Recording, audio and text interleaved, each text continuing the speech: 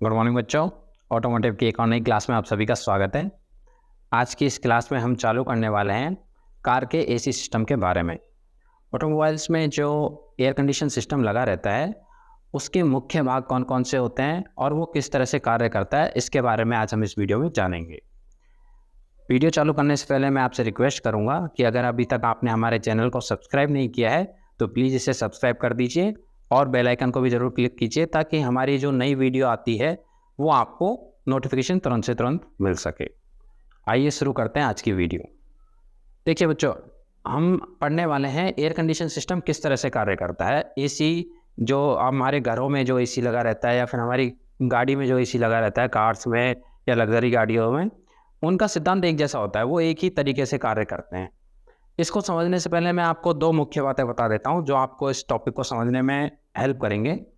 पहला तो ये है, जैसे ऊष्मागतिकी का द्वितीय नियम, थर्मोडायनेमिक्स का सेकंड लॉ, ये कहता है कि भाई जो हमारी ऊष्मा होती है उसकी प्रवाह की दिशा, ऊष्मा हमेशा गर्म से ठंडे की तरफ जाती है। ठीक है, ठंडे से गर्म की तरफ नहीं जा सकती वो बिना किसी बाहरी सहायता के। जो हम एयर कंडीशन सिस्टम पढ़ेंगे इसमें ये नियम काम करेगा। और दूसरा कि जो गैसें होती हैं, अगर किसी भी गैस का हम प्रेशर बढ़ाते हैं, उस पर दाब बढ़ाते हैं, तो उसका तापमान भी अपने आप बढ़ जाता है। ठीक है, इन दोनों बातों को ध्यान में रख के अब हम इस वीडियो को चालू करते हैं।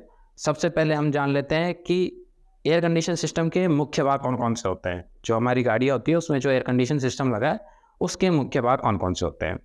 इसके महत्वपूर्ण भाग होते हैं compressor, magnetic clutch, condenser, condenser fan, expansion valve, evaporator और ब्लोअर।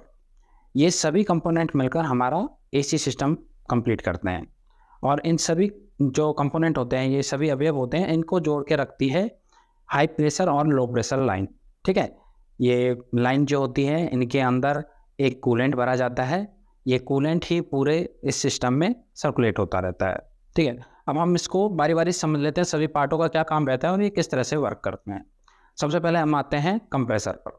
देखिए, कंप्रेसर में क्या होता है, जो हमारे ये पाइपलाइन होती है जिनमें हमने कूलेंट डाला है, ये कूलेंट आता है हमारे एवेपोरेटर से कंप्रेसर की तरफ। ठीक है, इस वक्त जो इसकी अवस्था होती है वो वाष्प की अवस्था में होता है। ठीक है, इवेपोरेट होकर, बाष्पीकरण होकर ये वाष्प की अवस्था में या आपका भाप की अवस्था में होता है। इवेपोरेटर से आने वाली कम दाब और कम तापमान वाली गैस जो इवेपोरेटर से आ रही है वो कंप्रेसर में आती है। ठीक है, कंप्रेसर का काम होता है इस गैस को आगे भेजने का, तो उसके लिए ये प्रेशर बनाता है।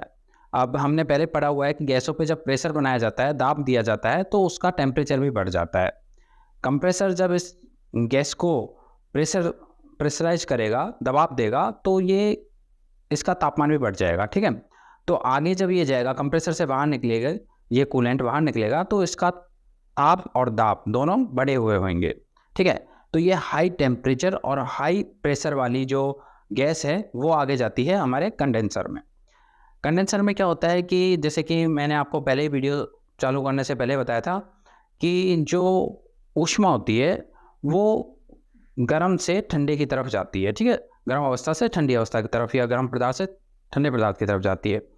तो जब ये गैस जो है कंडेंसर में जाती है, कंडेंसर पाइपों के अंदर पहुँचती है, तो कंडेंसर फैन के द्वारा यहाँ पे बाहर की हवा इस पर प्रोवाइड की जाती है और बाहर की हवा से ये जो गैस है ज़्यादा गर्म होती है, तो ऑब्वियसली जो गर्मी है वो निकल के बाहर की हवा में अवशोषित हो जाएगी ऑटोमेटिकली। इसके लिए अलग से कोई काम नहीं करना पड़ेगा।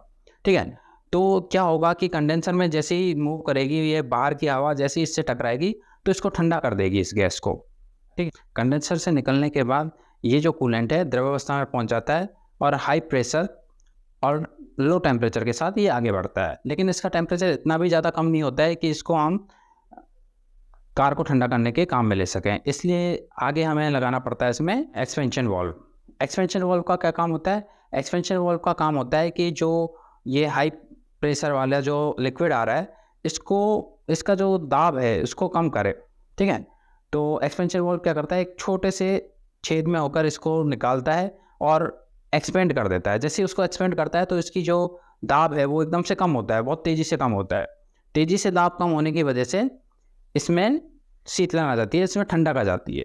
ठीक है, तो हाई प्रेशर वाला जो लिक्विड था वो अब लो प्रेशर वाला लिक्विड में बदल गया है और साथ में इसका टेम्परेचर भी बहुत ज़्यादा कम हो गया है। ठीक है, प्रेशर भी कम हो गया, प्रेशर कम होते ही टेम्परेचर भी कम हो गया। जैसे कि मैंने पहले बताया था, दाब के बढ़ने से तापमान बढ़ता है, तो दाब के घटने से तापमान भी घट गया। ठीक है, अब ये जो लिक्विड है ये हमारा जाता है इवोपरेटर में। ठीक है, इवोपरेटर में क्या होता है कि एक ब्लोअर लगा रहता है जो हमारे गाड़ी के अंदर की जो गर्म हवा है जो हमें ठंडी करनी है उसको खींचकर इस इवोपरेटर पे फेंकती है। ठीक है, इवोपरेटर पे फेंकने से क्या होता है कि इवोपरेटर के अंदर जो ठंडी गैस जो जा रही है वो ठंडी गैस जो है इसके गर्म हवा के संपर्क में आने से जो गर्म हवा है वो अपनी गर्मी इसको देगी गैस को और खुद ठंडी होकर हमारे डैशबोर्ड के द्वारा बाहर निकल जाएगी और हमारी जो गाड़ी है उसको ठंडा कर देगी। ठीक है, और ये जो